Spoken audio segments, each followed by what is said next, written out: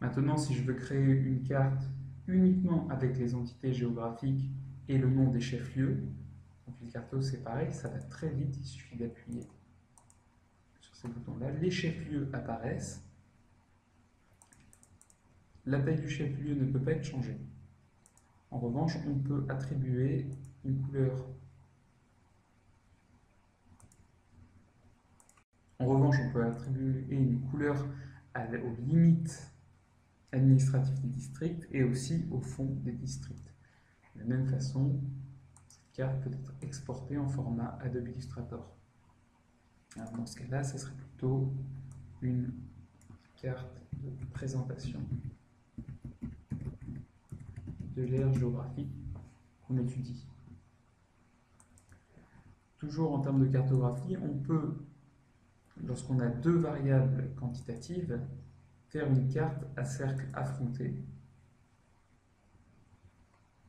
Là, comme les valeurs sont radicalement différentes,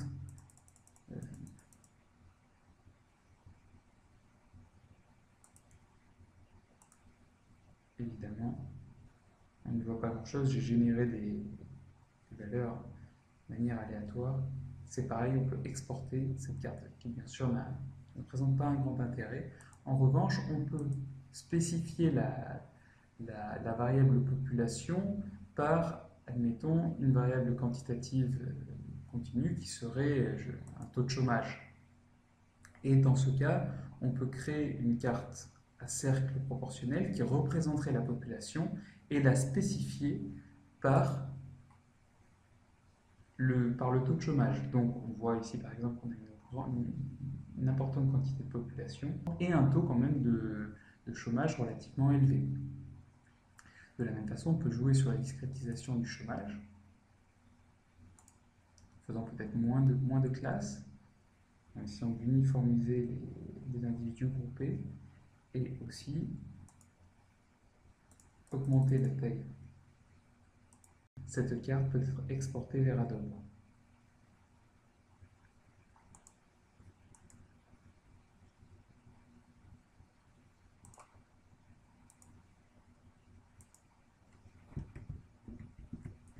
Spécifiée par le chômage.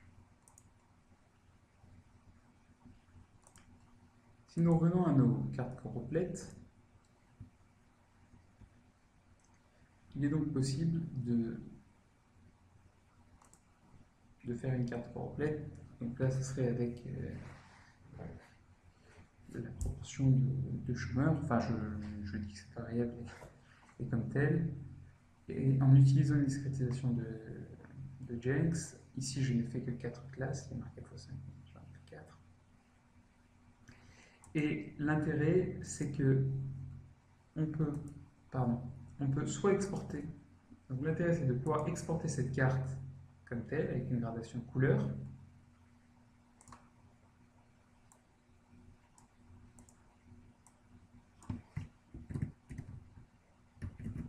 Mais on peut aussi l'exporter en texture structure.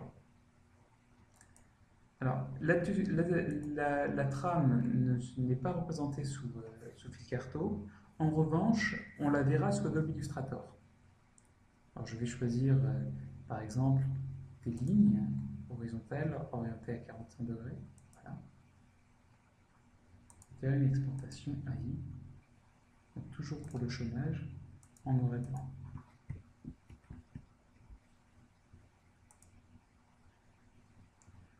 Voilà. Nous avons vu l'essentiel des choses que j'ai montrées dans le cours. Voici les fichiers qui ont été exportés. Le premier que je vais vous montrer, c'est la texture structure. Voilà, celui que j'ai appelé chômage noir et blanc.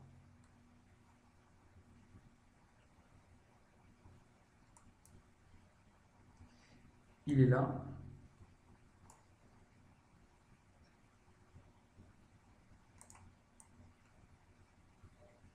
Alors bien sûr,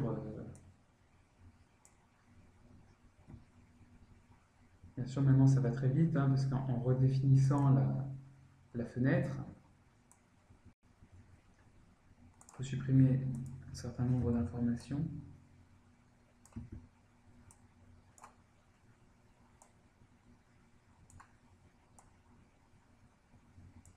de la même façon, améliorer la carte, par exemple, en changeant les contours, les districts.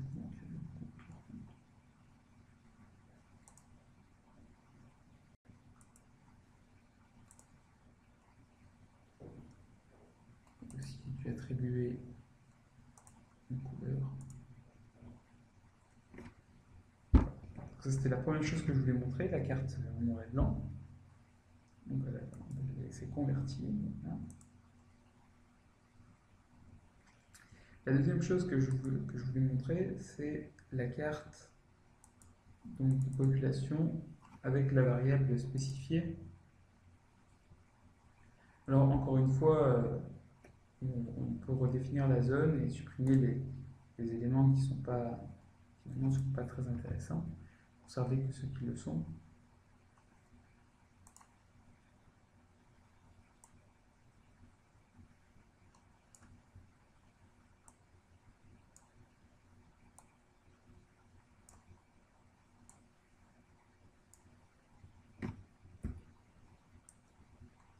L'élaboration de la carte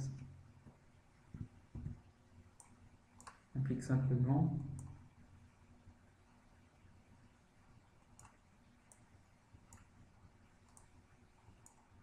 de récupérer les éléments de la légende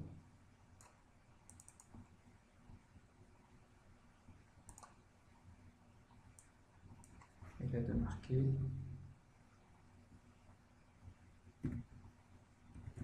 le chômage %.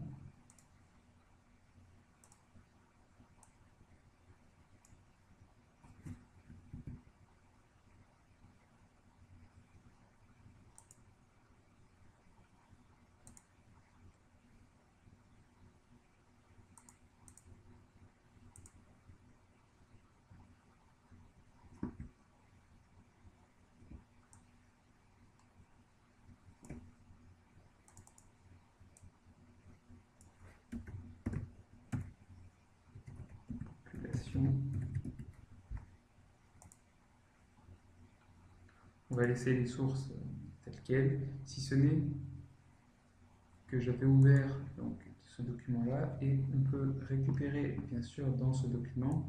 Alors, il faudra l'agencer correctement, le mettre dans les calques comme nous l'avons vu, mais récupérer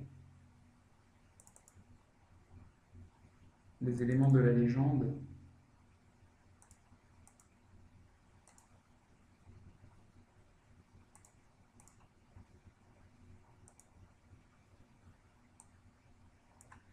savoir le titre, essentiellement l'échelle, cycle cadre,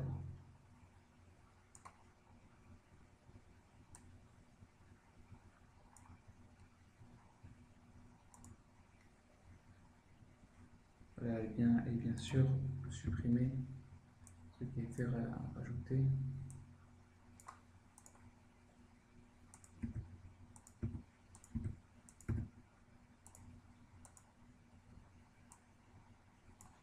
Et enfin le cadre. Voilà. Pour rendre la carte encore plus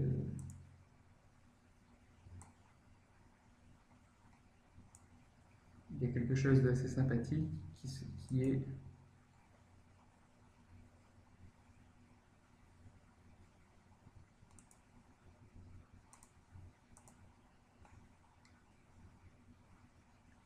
d'appliquer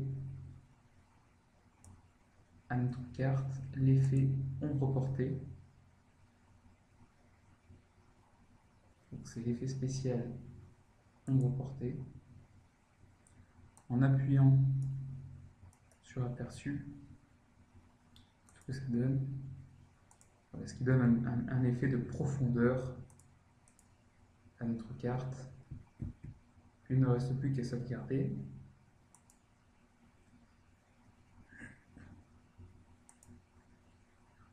Et enfin, on peut l'importer en tant qu'image. Et enfin, on peut l'exporter en tant qu'image en faisant exporter, population convertie, soit en bitmap, soit en JPEG, enregistrer. Donc on l'enregistre pour l'impression, on peut mettre même qualité maximale,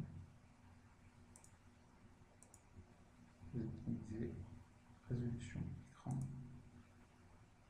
on veut une résolution élevée, on veut un lissage.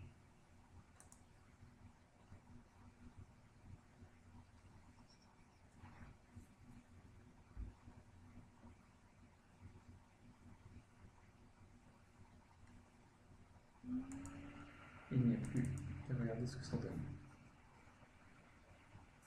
Voilà, voici la carte créée. Fin du tutoriel, fin de cours.